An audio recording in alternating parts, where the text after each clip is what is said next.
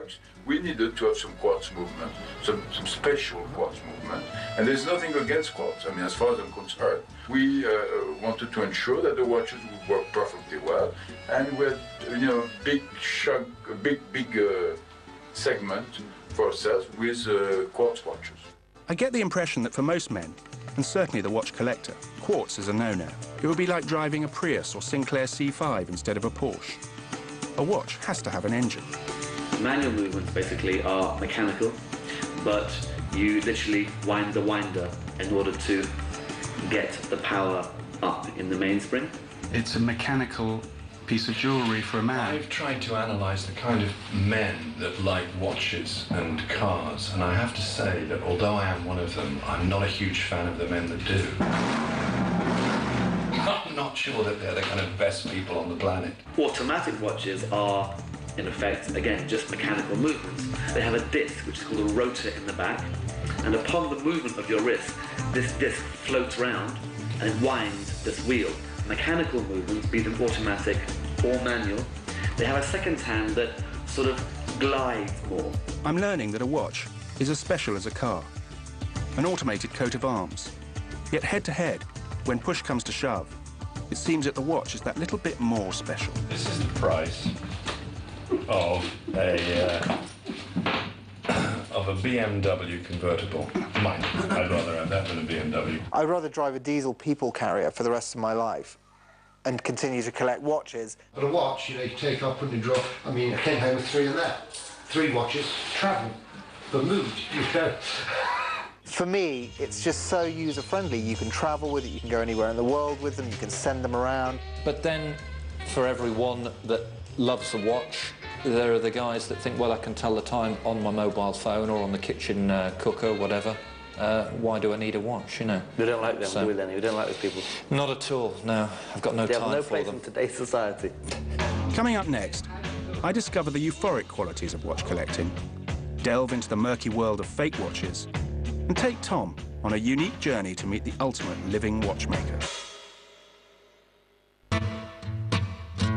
With my own budget in mind, it's time to start looking for this new watch. I've been having a look at your website over the weekend and really quite like the look of the gold Daytona with the diamond face. I feel like the boss man. Do you? Yeah, there you go. Yeah.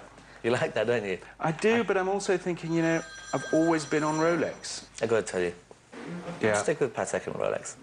Yeah. Can't go wrong. I mean, you can literally take your Rolex into any country, anywhere in the world. You can go to a jeweler, you can say, you know what, you can buy it from me, and you're going to get to within, as long as he's not a rogue, to within 10 to 15% of every dealer all over the world. The next question to consider is whether I'm better off buying new or second-hand. What I will advise is which watch is likely to go down more or go up more, and as a general principle, yes, you've got far more of a chance in old watches if you're buying for investment as new watches. There's merit to still getting maybe a new car with extended warranties and anything like that. With a watch, as long as it's authentic, actually, what can go wrong with it? The worst that can happen is it's going to cost a couple £100 to have it cleaned and fixed. Your watch is worth what you can go out and sell it for, isn't it? And half the time, retailers who have agencies of different brands are buying their wholesale stock at actually slightly more than it's worth to cash out.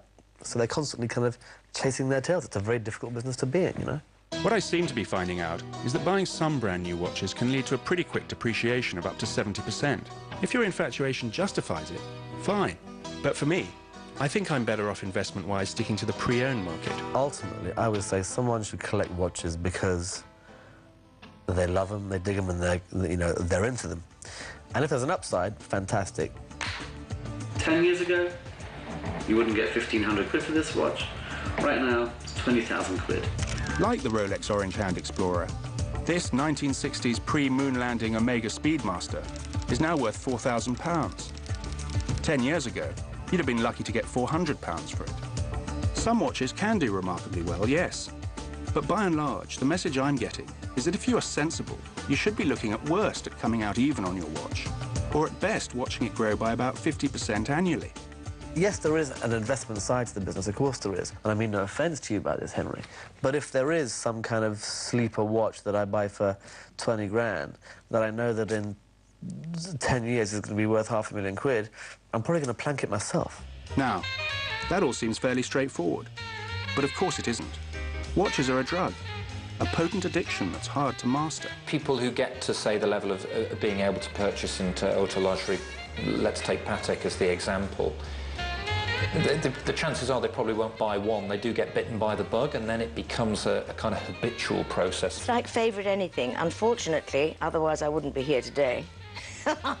I've always liked watches. I mean, it's a bit of a disease. John has returned with a deal in mind. He wants the Peruvian for sure, but he's also brought in his entire watch collection to see if he can snag the golden surprise as well, as part of an equitable horse trade. So this is what he's going for? Yeah. Man, he's really had a sort of bling meltdown, hasn't it? John's watch downsizing may in part be due to a recent spell in rehab. He said in rehab. I went, they said, how do you feel? And I went, whoa! I went, there's a oh! I think he spent some time in Arizona. And they didn't quite get it there. The woman said to me, and I left, she said, John, when you leave, she said, it's great to have whoa, but calm it down, not too much of it. A rehab alumni himself, Henry understands all too well the lunacy of watchaholism. Maybe he got confronted and part of his amends was to dump the bling and get real. Get real, get honest, and dump the bling. I've got to go to therapy because I've got to... You don't go nearly enough, you know. No, and I'm going to take these to show my analyst. Back at the swap shop, John and Tom are really struggling to find common ground. No, because I can't do it. Why? I don't have my head set in it, and I don't want to go away and say I shouldn't have done that, because it's not the be-all end-all. I want to be happy by it, but there's so many ponderables about it. I don't like to be it, because I quite like the gold. The following day, I have to confess to Tom that the modern Rolex Daytona I've been test driving isn't really working for me. He explains why that is. I think watches are about people, and I think that you are an interesting character in that you are quite old school. I guess, yeah. I think, but with a very funky edge to you. Based on this assessment of me, Tom selects a very rare vintage gold Rolex Submariner, which he believes is the most me. A little over budget, but I like it. Let's put it and Tom's theory to the test. And there's only one test that counts. Girls. These aren't necessarily the watches that you like the best. They're the watches you think that look the coolest on him. Right. I like that one. I would say this one. This one and this one.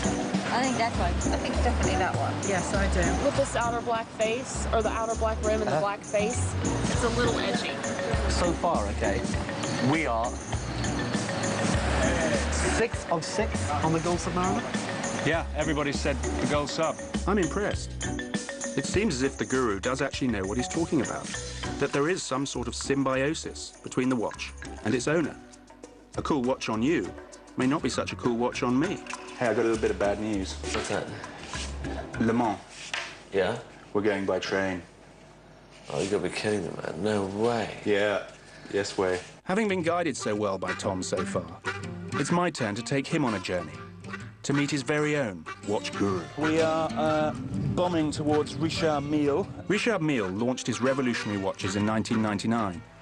He applied his background in Formula One racing to the architecture, raw materials and design concepts of his unique watches. And that's why we're heading to the Le Mans Classic in France, a racing event devoted to the finest vintage sports cars of all time. And unsurprisingly, sponsored by Richard Mille himself. He is the only person for me that kind of excites me as far as modern watchmaking. I think it's quite cool again. So this one is, what, about 250? No, 320. And that's about 450, did you say? Yeah. Okay. And then this one? They just gone up. I believe they're now around 1065, 1070. So basically that's a meal. Yeah, I guess you could say that's a proper Ricky Mille. As we hurtle through the French countryside, I try to understand why it is that Rolex is such a powerful brand, and why for most of us, it is the go-to watch. You asked before how I got into watches, and that was from my dad taking me to see Live and Let Die when I was 7 or something. And in that, there's this scene with Roger Moore where he frees himself and Jane Seymour from the Shark Tank with a sort of rotating buzzsaw bezel on his Submariner. Remember that? That's the thing that sort of impregnated my mind with, when you're a man, you have a Rolex. That's the hold that Rolex has, that for many, many people it's still an aspirational purchase for them. You know, when they buy their Rolex, it's like they've achieved something. No wonder the others have to go to ever more extraordinary advertising lengths to compete. This appeal with kind of extreme sports at the moment, you know, it's kind of a phase, I think, you know, and so a lot of the brands are kind of following that, because then for some of the people buying into that product, they're buying into that dream. Yeah, well, Jose Mourinho was doing his press conference for Inter Milan, and I noticed he had a Richard Mille on. I mean, I hope it doesn't make me sound shallow, but I just noticed it, you know, because they do stand out as a watch. They do, absolutely. The dude that goes out and buys La Jolla, thinking Brad, he's going to play the mating game better. But that's what he thinks. But it doesn't come with a mask of Brad. Does it? Well, it comes in a little box and you strap it to your wrist. Ah, this is a man that wears a Cartier watch. So if he wears a Cartier watch, that means he's a man of taste. He's a man of power because it's maybe more expensive than the other one. And that's what, you know, you buy. I think you could write Cartier on a banana and put it on a wrist. And you know what?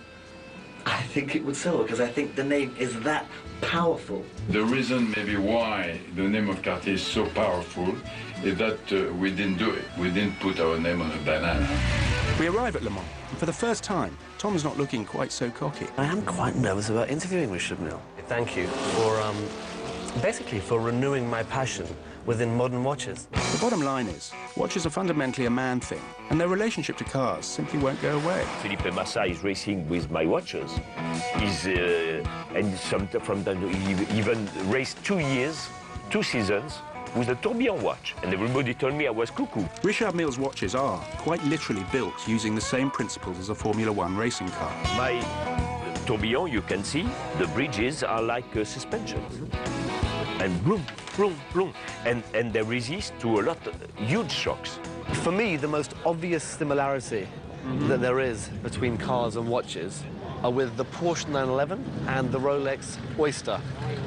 If you take them decade by decade, you can literally see the slow transformation, but always sticking to the core soul of the actual design. You got the 60s, kind of late 60s Orange Hand Explorer with the kind of funky colors, just kind of pimping it out a little bit more than the 50s stuff, you know? And now that we're in the 70s, it's much more bulldog, squat, here I am, baby. Which is what the 70s is all about. Absolutely. And the equivalent as far as a Rolex, gold Submariner, gold Day-Day, and it's like, you know what, if you got it, flaunt it. This, for me, you know, the 8, for me, is the ultimate modern watch. Really? Yes. Congratulations. Yes. When you think that to just Can I keep it a bit longer? Here's what I'm thinking at this stage. Why not get a fake watch for a fraction of the cost and none of the sartorial headache? Basically, James, there are 4 types of fakes, really. You've got the really cheap market stuff for kind of, you know, £5 or whatever. You've then got the stuff that's like 40, 50 quid that you can buy in kind of Hong Kong and stuff. Then you've got stuff that people really try to fool people with. And then you get the adaptations. So in other words, someone might take a Rolex 1950s Overtone, as it's known, and they would convert it into a Rolex Oyster Moonphase. It can be a confusing business telling the difference between high-end fakes and genuine watches, as Henry Dent Brocklehurst found out firsthand when the rarest Rolex Daytona in the world, commissioned by the Sultan of Oman, stretched the credulity of one major watch dealer. You see this watch here? OK, here we go. Which I have owned at one point. The pride and joy of that is the top of the Christmas tree. Walk into a watch shop in Miami, and the biggest watch dealer in Miami says, that's a fake. I call Tom from the airport and I say, well, this Bugging out, I mean... Freaking out at Miami airport. This is a situation where when I arrived in Miami, everybody I was staying with was, oh my God, that is the coolest watch I've ever seen. Wow. By the end of my stay in Miami, I was the laughing stock of Coral Gables. So the guy says, I'll put my whole reputation on the fact that that's a hodgepodge from Texas. It's chop chop. And I'm like, well, Tom, have you got any paperwork for this watch? I trust you. And he wouldn't back down, really, because he even sent you upstairs to his watchmaker. Yeah. And his watchmaker took it apart and said, fine, right? Yeah. The reality is that we got all the paperwork finally back, proved him completely wrong. He just looked very humbled and sorry for himself. It is estimated that replica watches cost the Swiss watch industry something in the region of $1.6 billion a year.